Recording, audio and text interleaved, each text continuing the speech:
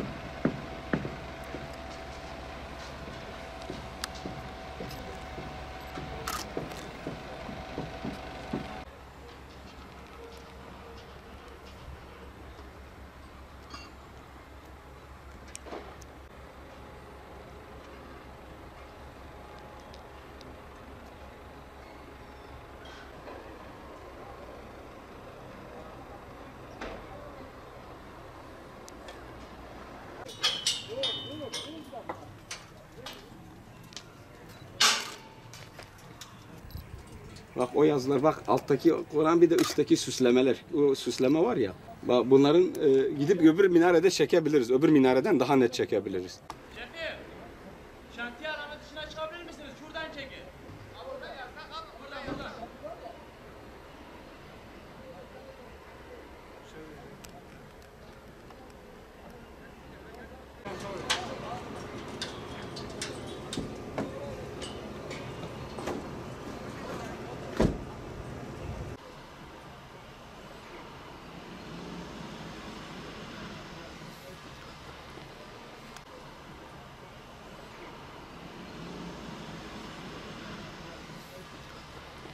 Bu mezarlar Eyyubi ya da Artuklu hükümdarların, sultanların, padişahların, vezirlerin mezarları. Bunların en iyi şekilde korunmasını istiyoruz. Tüm yetkilileri göreve çağırıyoruz.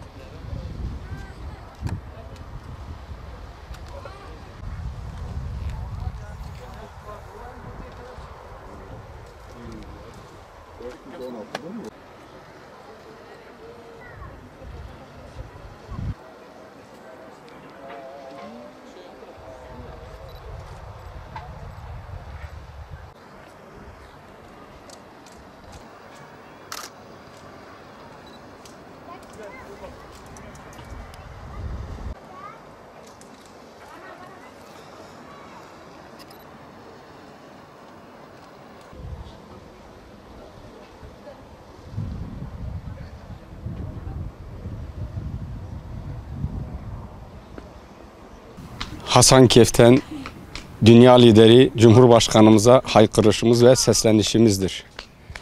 Dicle'nin kenarında bir koyunu kurt kapsa kendimden bilirim diyen bir dünya liderine haykırışımızdır.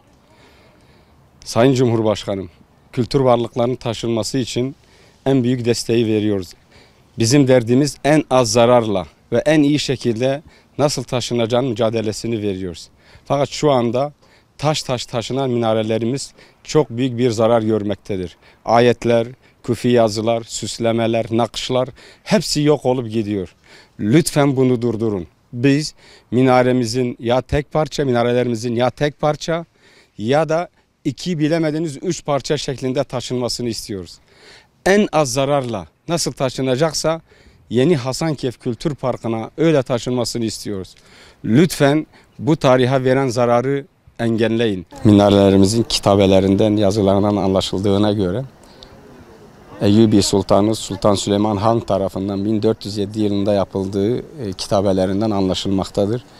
Bu konunun en iyi şekilde incelenmesi tarihin ortaya çıkmasının bir göstergesidir.